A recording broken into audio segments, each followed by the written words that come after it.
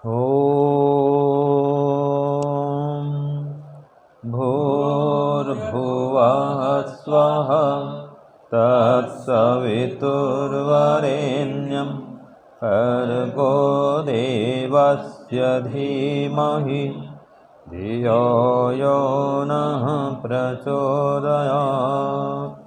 हे ईश्वर, हम यह पठन पाठन आपको प्राप्त करने और कराने के लिए साधन के रूप में करने जा रहे हैं। इस कर्म को और इसके कर्म फल को भी आपको अर्पित करते हैं। ओम शांति शांति शांति। सबको सादर नमस्ते जी। हमारा वेदांत दर्शन का पाठ चल रहा है। तृतीय अध्याय का चतुर्थ पाद हम पढ़ रहे हैं, है ना। तो सूत्र हमारा कहाँ तक हुआ था? 26 तक हुआ था, जिसमें हमने विषय पढ़ा कि मोक्ष प्राप्ति हेतु गृहस्थ वाले यज्ञों की आवश्यकता नहीं है। ठीक है। तो गृहस्थ वाले यज्ञ करने की मतलब, जैसे हम दैनिक अग्निहोत्र करते हैं, पितृयज्ञ करते हैं, बलिवैश्व यज्ञ करते हैं, ये सब यज्ञ किसके लिए है? गृहस्थियों के लिए है। हाँ, परोक्ष रूप से सहायक है, लेकिन मोक्ष जिसको प्राप्त करना हो उसके लिए अनिवार्य नहीं है। और माता पिता सेवा कहाँ से करेगा भाई? ठीक है, पितृ तो कर ही नहीं सकता, वो तो घर द्वार छोड़ देता है वो, है ना। ऐसे ही ये दैनिक यज्ञ जो वो भी नहीं कर सकता वो, तो उसके लिए छूट है। ये विषय हमारा चल रहा था। अब आ रहा है जो मोक्ष प्राप्ति का इच्छुक है उसको बोलते हैं मोक्षु। तो उसके लिए कह रहा है भाई ये दैनिक यज्ञ तो अपेक्षित नहीं है, लेकिन सम दम आदि जो साधन है, षड संपत्ति, इनसे युक्त होना पड़ेगा। ठीक है, इस विषय को आगे बढ़ाते हैं। तो सूत्र 27 चलेगा ना? हाँ बोलिए। सम दम आदि उपेतः स्यात् तथापि तु तद विधे तदंगतया तेषां अवश्य अनुष्ठेयत्वात्। ये सूत्र 27 हो गया। अब इसका प्रश्न लिखिए। मुमुक्षु को लिखिए 3, 4, 27, तृतीय अध्याय चतुर्थ पाद सूत्र संख्या 27। इसका प्रश्न है, मुमुक्षु को शम दम आदि साधनों से युक्त क्यों होना चाहिए? शम दम आदि साधनों से युक्त क्यों होना चाहिए?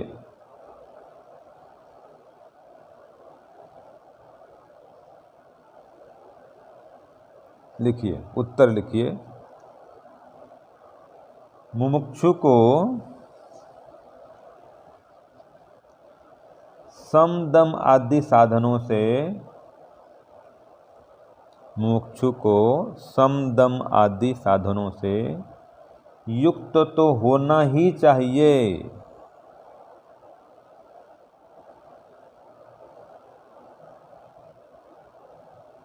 क्योंकि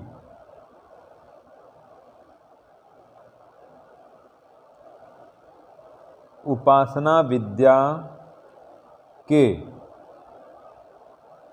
अंग रूप में, या उपासना विद्या की होगा, उपासना विद्या की अंगभूत होने से, तो ठीक है, उपासना विद्या की अंगभूत होने से या अंग रूप होने से। विद्या की है ना? हाँ, तो और इसमें अंग रूप में करेंगे तो क्या हो जाएगा? उपासना विद्या, ये अपना समदमादि है ना ये। हाँ, तो सम दम आदि तो के हो जाएगा, के रूप में होने से, हाँ तो अंग रूप में तो के हो जाएगा।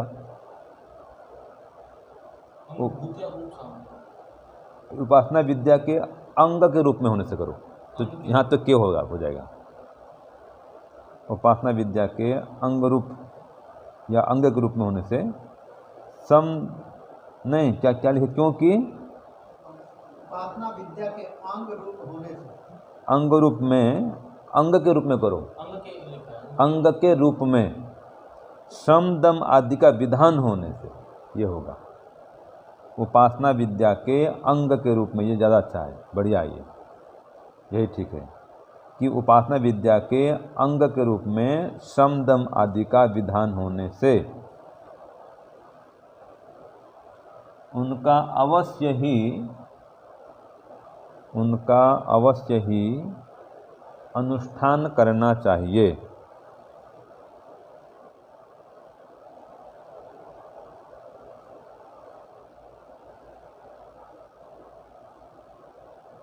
ठीक है, ये उत्तर हो गया। अब देखो इसी बात को भाष्य में खोल दिया है, इसी की बात कोई विस्तार से बताया है कि सम दम आदि साधनों पेतः तु स्यात् मोक्षु, कि देखो यहाँ पर है तथापि माने ये भले ही यज्ञ आदि न करे, ठीक है, लेकिन कह रहा है ये सम दम आदि साधनों से तो युक्त हो ही, उपेतः माने युक्त, सम दम आदि साधनों उपेतः तु स्यात्, तो सम दम आदि साधनों से इसको युक्त होना ही चाहिए। तस्मात् एवं विच्छांतो दांतो उपरतः तितिक्षु, ये प्रमाण दिया। समाहितः भूत्वा आत्मने एवं आत्मानं पश्यति, इस प्रकार से वो शांत होकर के, तस्मात् एवं विच्छांत मन शांत होकर के, दांत होकर के मन श्रम और दम इससे युक्त होकर के, उपरति और तितिक्षा और समाधान, ये यहाँ जो कहा ना शांत दांत, शांत माने श्रम से युक्त हो गए, श्रम माने मन का समन, और दांत माने इंद्रियों का दमन, और उपरतः माने उपरति, ठीक है, उपरति माने गलत काम से पृथक होना, और तितिक्षु माने तपस्वी होना, और समाहित माने समाधिस्थ होना, जिसको समाधान कहा गया है। तो श्रम दम उपरति तितिक्षा समाधान, और एक श्रद्धा है, ठीक है, तो श्रद्धा बात समाधान होता है, तो यहाँ 5 का उल्लेख कर दिया है, ये बृहदारण्यक में है। तो ऐसा इन सब से युक्त होकर के ही आत्मा में ही उस परमात्मा को देखे, आत्मने आत्मानम पश्यति, कौन पश्यति, विद्वान है, योगी है। तो ये समदम आदि का उल्लेख यहाँ पर दिया गया है। तो ऐसे है समदम आदि भी साधन है तो युक्त से आते वो, इसलिए इन समदम आदि साधनों से युक्त होना ही चाहिए। यतः क्योंकि कि तेषाम समदम आदि नाम अनिवार्य अनुष्ठेत्वाद, इनका अनुष्ठान करना अनिवार्य होने से, देखो अगर मोक्ष में जाना है तो भाई ये समदम आदि अनिवार्य है। हवन तो कहा अनिवार्य नहीं है, हवन के बिना भी आपका हो जाएगा, लेकिन ये जो समदम आदि का पालन है, इसमें कि मन का शमन करना, इंद्रियों को दमन करना, जब तक इंद्रियां विषय भोगों में लिप्त हैं मोक्ष नहीं होने वाला है। हाँ, तैयारी कर रहे हैं, ये अलग बात है, मन को इंद्रियों को जीतने का प्रयास कर रहे हैं, भी योगाभ्यास कर रहे हैं, ठीक बात है, योगी पूरा नहीं बने हैं, ठीक है ना। तो जब तक पूरा योगी नहीं बनेंगे, मन इंद्रियों को वश में नहीं करेंगे, मोक्ष नहीं होने वाला है। तो समदम आदि अंगत्वेन विद्याया तद विधानात्, ये समदम आदि को अंग रूप में विधान किया गया होने से समदम आदि विधानात्, तो समदम आदि का विधान है किस रूप में, उपासना विद्या के अंग के रूप में, इसलिए ते समदमादयः अनुष्ठेयति, इसलिए समदमादि का अनुष्ठान होना ही चाहिए। ये उपासना विद्या के अंगभूत हैं समदमादि, ठीक है ना। हाँ जी पद्मनाभ जी, समदमादि कौन कौन से हैं, 6 अंग बताइए। हाँ, सम हैं, क्रम से बोलिए, सम दम और आगे हैं, हाँ जी बताइए। सम दम उपरति तितिक्षा श्रद्धा और समाधान। हाँ, सम दम तितिक्षा 3 नंबर में है, फिर उपरति, फिर श्रद्धा, फिर समाधान, ये 6 हाँ, ये 6 साधन मोक्ष प्राप्त करने के, आंतरिक साधन है ये। ऐसे मुमुक्षुत्व की भावना है, विवेक है, वैराग्य है, ये सब चाहिए मोक्ष प्राप्त करने के लिए। हाँ, तो इसमें कहीं यज्ञ का उल्लेख नहीं आता है, ये सब तो उल्लेख आता है देखो। इसलिए यज्ञ तो आरंभिक स्थिति में है, धर्म काम तय, स्वर्ग मिलेगा, मोक्ष नहीं मिलेगा हवन करने से। ठीक है, तो ये हो गया आपका सूत्र 27। अब आगे भोजन के विषय में आ रहा है, मुमुक्षु का भोजन कैसा होना चाहिए, कैसा भोजन करे, आपत्ति काल में क्या करे, ये सब बातें अभी आएंगी। तो बोलिए, सर्वान्न अनुमति ही च प्राणात्यये तद्दर्शनात्। यहाँ पे यह दर्शनात् लिखा है ना? आप में क्या लिखा है, द है कि त है? द है ना? हाँ, है तो तद्दर्शनात्, यहाँ पर दत्त कर दिया है, और भाष्य में तद लिखा है। हाँ, जो भी है तो है तो तद्दर्शनात्, लेकिन भाष्य में खोल दिया है। ठीक है ना? तो अब देखो इसका प्रश्न क्या है, लिखिए 28। क्या प्राण के संकट काल में, क्या प्राण के संकट काल में मुमुक्षु के लिए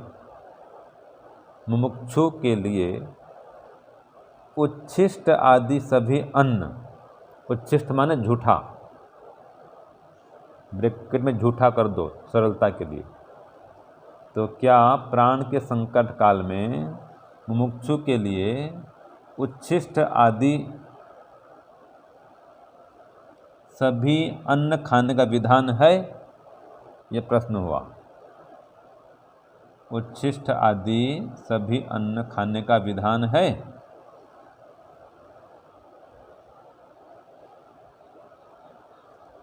तो उत्तर लिखिए 28 का।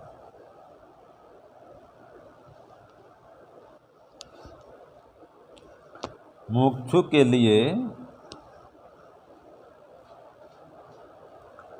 प्राण के संकट काल में, मुमुक्षु के लिए प्राण के संकट काल में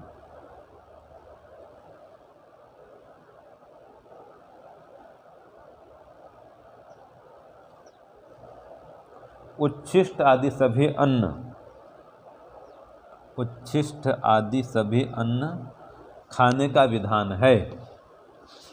उच्छिष्ट आदि सभी अन्न खाने का विधान है। इस प्रकार श्रुति में देखा जाने से, इस प्रकार श्रुति में देखा जाने से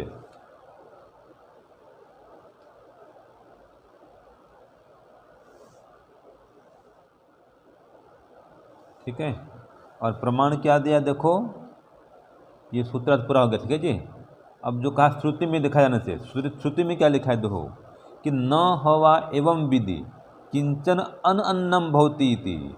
जो इस प्रकार परमात्मा को जानने वाला होता है या मुमुक्षु होता है, एवं विधि, ठीक है, इस प्रकार जानने वाले के लिए किंचन अन्नम भवति न हवा कह दिया कि कुछ भी उसके लिए अन्न नहीं होता है, मैं सभी उसका अन्न है। हाँ, मांस मछली की बात नहीं चल रही है, कोई मांस खा रहा है, मांस मछली बीड़ी सिगरेट शराब ऐसा नहीं खाएगा, लेकिन हाँ वो तो मर जाएगा, लेकिन ऐसा मांस अंडा नहीं खाएगा वो। हाँ, झूठा तो खा लेगा, थोड़ा बहुत, जैसे केला ले आए, सड़ रहा है गल रहा है, वो भले खा लेगा। ठीक है, इसमें पाप नहीं है। मांस खाने में तो पाप है भाई, उसका मना है। ठीक है जी। कोई आधा केला सड़ गया, आधा केला बेच काट के भले खा लेगा, ये तो कर सकता है। ठीक है ना जी। आधा सड़ा गया है, आधा ठीक है तो आधा खा लेगा, आधा तो फेंक देगा ना, आधा में काम चलाएगा। ठीक है ना। तो ऐसा संकट काल में कर सकता है। तो देखो ये प्रमाण दे दिया। फिर कहा है न हवा अस्य अनन्नम जगधम भवति। अब इसके लिए कोई भी खाया हो जो अन्न है वो अनन्न नहीं होता है, जगधम माने खाया हुआ, जो भी खाता है वो उसके लिए अन्न है, भले वो थोड़ा बासी हो गया है, कुछ भी हो गया है, लेकिन वो आपत्ति काल में खा सकता है। नहीं है, भूख भूख बहुत लगी है, ठीक है, रोगी पड़ जाएगा नहीं खाएगा तो, संकट में आ जाएगा तो खा ले भाई, लेकिन मांस भोजन नहीं खाएगा।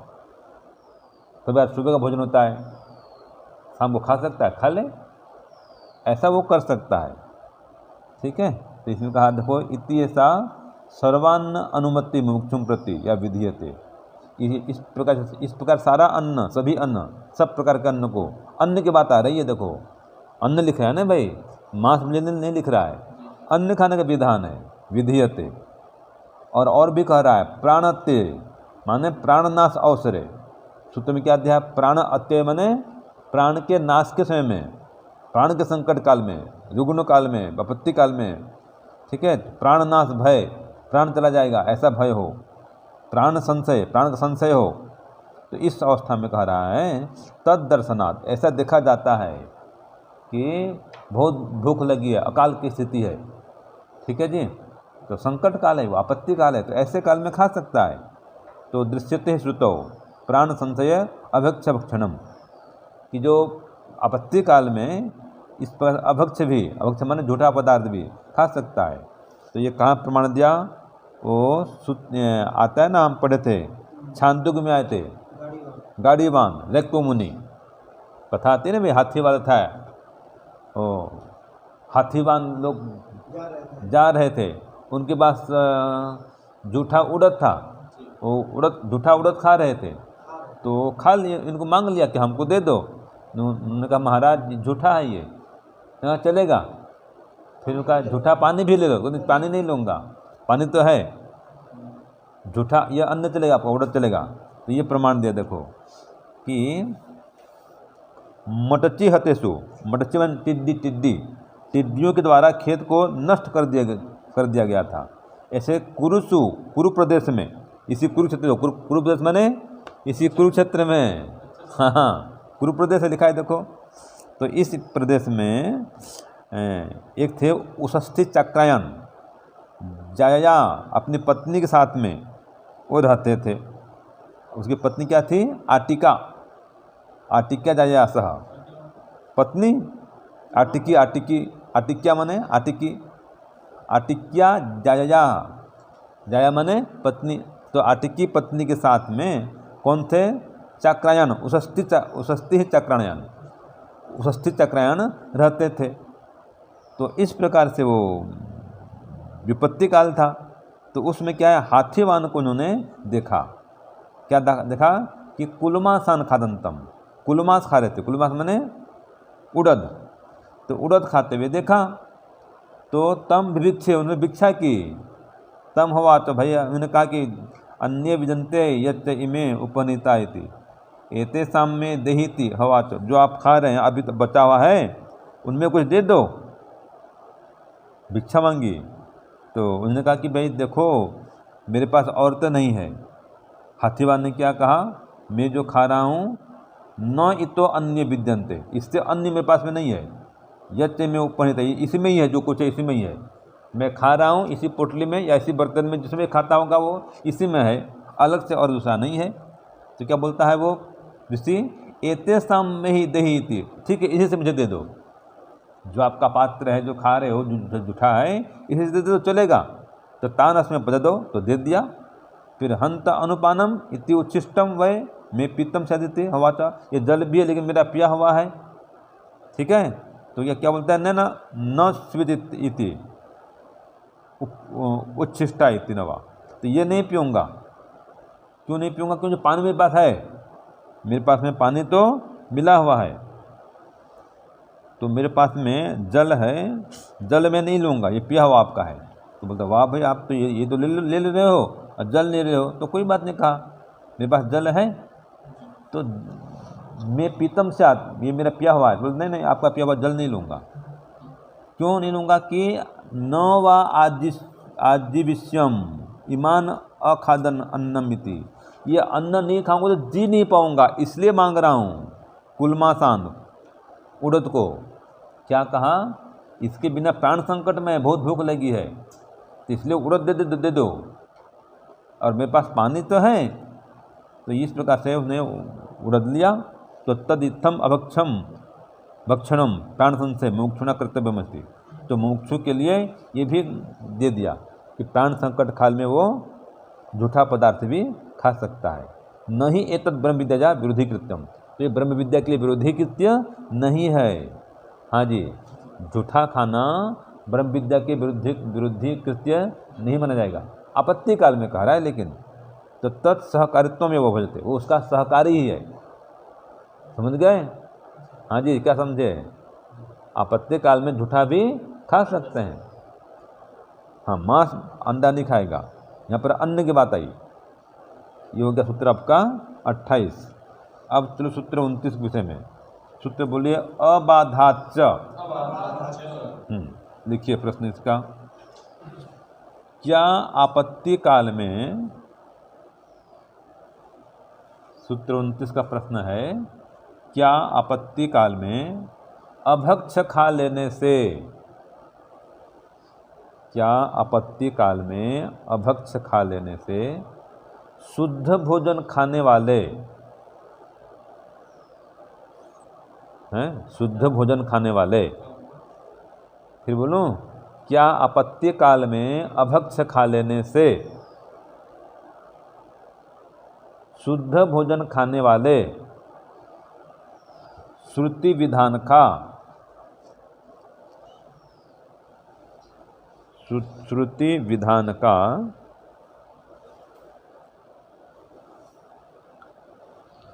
खंडन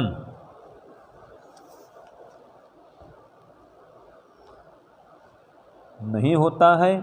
प्रश्नवाचक।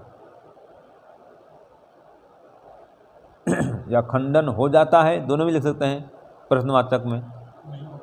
है नहीं होता, ज़्यादा अच्छा है। नहीं हो जाता है, नहीं होता है, तो उत्तर लिखिए। हाँ, ये हाँ करके उतार दीजिए। हाँ लिखिए और पूरे प्रश्न को आगे लिख दिए। हाँ, आपत्ति काल में अभक्ष खा लेने से शुद्ध भोजन खाने वाले श्रुति विधान का खंडन नहीं होता है। समझ गए? ये प्रश्न को ही उतारना है, हाँ लिख करके बस। और लास्ट में खंडन होता है, खंडन नहीं होता है। हाँ, खंडन नहीं होता है, माने आपत्ति काल में अभक्ष खा लेने से शुद्ध भोजन खाने वाले श्रुति का खंडन नहीं होता है। हाथ जोड़ के कुछ कर दो। अब देखो, इसमें प्रमाण दिया, यह ही खलु श्रुति, जो श्रुति है कि आहार शुद्ध हो सत्व शुद्धि, व्यवहार शुद्ध हो तो बुद्धि शुद्ध होगी। ये श्रुति विधान है, छांदोग्य की माया है। तो शुद्ध आहार भक्षण विषय का श्रुति अस्ति, ये श्रुति तो है, लेकिन न सा प्राण संतजे अभक्ष भक्षण न बाध्यते, लेकिन ये श्रुति भी कि शुद्ध आहार खाओ बुद्धि शुद्ध होगी, ये श्रुति तो है शुद्ध आहार भक्षण के विषय में। लेकिन ये जो श्रुति है, ये भी अगर प्राण के संकट काल में आपने अभक्ष खा लिया तो न बाध्यते, इसका खंडन भी नहीं होता है। माने वो तो ठीक है, वो जो कह रहा है वो गलत नहीं है, हैं? या तो अभक्ष भक्षणम तो अभक्ष भक्षणम तो आपत्ति तो आपत्ति काले, माने आपत्त काल में है ये अभक्ष भक्षणम तो आपत्ति खलु विधीयते, वो अपवाद रूप में है, अपवाद रूप में बोल दिया ना, कभी कभार की बात है ये। अब रोज़ झूठा खाओ नहीं चलेगा, रोज़ बासी खाओ नहीं चलेगा, रोज़ थोड़ा गाला खाओ नहीं चलेगा, वो कभी कभार की बात है। तो अपवाद के रूप में वो खा सकता है, लेकिन ये अन्न खाने से उसका विरोध नहीं होगा कि शुद्ध आहार नहीं खाना चाहिए, ऐसा नहीं, शुद्ध आहार ही खाना चाहिए, नियम वही रहेगा। ये तो अपवाद है ये, ठीक है जी। ये हो गया सूत्र आपका 29। अब देखो सूत्र 30, अपिच स्मर्यते। प्रश्न देखिए इसका, क्या स्मृति में भी, क्या स्मृति में भी, स्मृति माने क्या होता है? मनुस्मृति, समझने के लिए और भी स्मृतियाँ हैं, लेकिन मुख्य क्या होता है? मनुस्मृति। तो लिखो प्रश्न, क्या स्मृति में भी आपत्ति काल में अभक्ष खाने की बात कही गई है? क्या स्मृति में भी आपत्ति काल में अभक्ष्य खाने की बात कही गई है? ये प्रश्न हुआ 30 का। तो उत्तर क्या था? अपि च स्मर्यते, ये सूत्र है। विस्तार से लिखिए। 30 का लिखिए, ठीक है। उत्तर लिखिए हाँ। हाँ, स्मृति में भी, हाँ स्मृति में भी आपत्ति काल में अभक्ष्य भोजन खाने की बात कही गई है। माने प्रश्न को उतार देना है हाँ करके। हाँ, स्मृति में भी यह बात कही गई है कि आपत्ति काल में भोजन कर सकते हैं, ऐसा अभक्ष्य भोजन कर सकते हैं। हाँ, स्मृति में भी आपत्ति काल में अभक्ष्य खाने की बात कही गई है। और ये प्रमाण देखो दिया कि स्मर्यते अपि, अर्थात स्मृतोपि उच्यते, स्मृति में भी कहा गया है ये कि प्राण संशय अभक्ष्य भक्षणम, प्राण के संशय काल में, संकट काल में अभक्ष्य भोजन कर सकते हैं।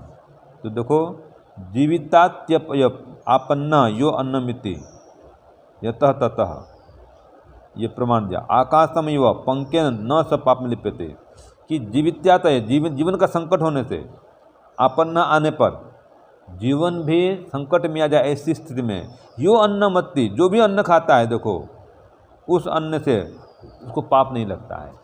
लेकिन अन्न कहा रहा है भाई, मांस नहीं कर, याद रखना। यो अन्नमत्ति, जो भी अन्न खाता है उससे, उस पाप से, यथा तथा, उस भी किसी भी अन्न से। वो कैसा होता है? जैसे आकाश, ये देखो आकाश देख रहे हैं, ये आकाश कभी कीचड़ से गंदा नहीं होता है। इसमें कीचड़ उछाल दो, आकाश क्या फर्क पड़ेगा भाई? फिर नीचे गिर जाएगा कीचड़, ठीक है। तो आकाशम इव पंकिन न स पाप में लिप्यते, जैसे आकाश पंख मान क्या होता है? कीचड़ से लिप्त नहीं होता है। ऐसा जो मुमुक्षु व्यक्ति है, आपत्ति काल में झूठा अन्न खा लिया, बासी अन्न खा लिया, तो भी वो पाप से लिप्त होता नहीं है। न स पापे न लिप्यते। हाँ जी रुपेश जी, क्या कहा? कौन? हाँ, क्यों पाप लिप्त नहीं होता है? आपत्ति काल में झूठा न खाता है। उदाहरण क्या दिया? हाँ, जैसे आकाश कीचड़ से लिप्त नहीं होता कभी। आप कितना कीचड़ उछालो आकाश में, आकाश गंदा नहीं होता है। तो ऐसे ही मुमुक्षु व्यक्ति के भी आपत्ति काल में ऐसे अभक्ष्य पदार्थ खा ले, अन्न खा ले, जूठा अन्न है, बासी अन्न है, आदि आदि, तो उसको पाप लगता नहीं है। ये आपका सूत्र 30 भी पूरा हो गया, ठीक है। चलो, ओम शांति शांति शांति, सर्वेभ्यो नमः। सबको सादर नमस्ते।